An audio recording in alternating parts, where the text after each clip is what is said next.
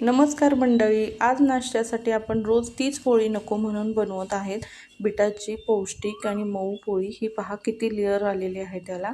अशी घडीची पोळी आपण बनवणार आहोत। त्याला पहा 2-3 प्रकारचे लेअर आलेले आहेत। चला तर लगेच रेसिपीला सुरुवात करूया। तर इथे मी एक बीट घेतलेले आहे, त्यावरची साल काढून घ्यायची आणि त्याला कट करायचे आहे, बारीक तुकडे करून घ्यायचे। नंतर मिक्सरच्या भांड्यातून यांना बारीक करून घ्यायचं आहे।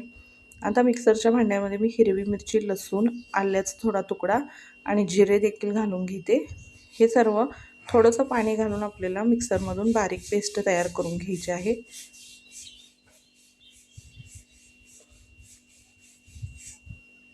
हे पहा अशा पद्धतीची ही पेस्ट तयार झालेली आहे। आता इथे 1 वाटी गव्हाचं पीठ घेत आहे, त्यामध्ये चवीनुसार थोडंसं मीठ घालते आणि हातावर घासून थोडासा ओवा घालून घ्यायचा आहे। हातावरती चोळून इथं ओवा घालून घेतलेला आहे।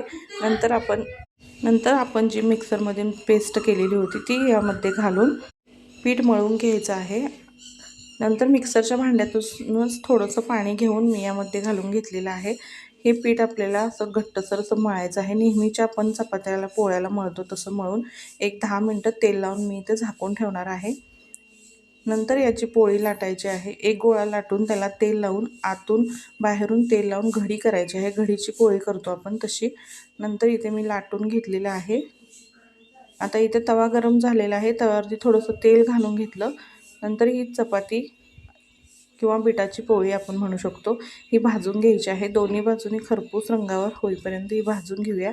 पहा कशी टम्म फुगलेली आहे आणि यामुळेच घडीची जी पोळी आहे त्यामुळे आतमध्ये खूप लेअर सुटतात।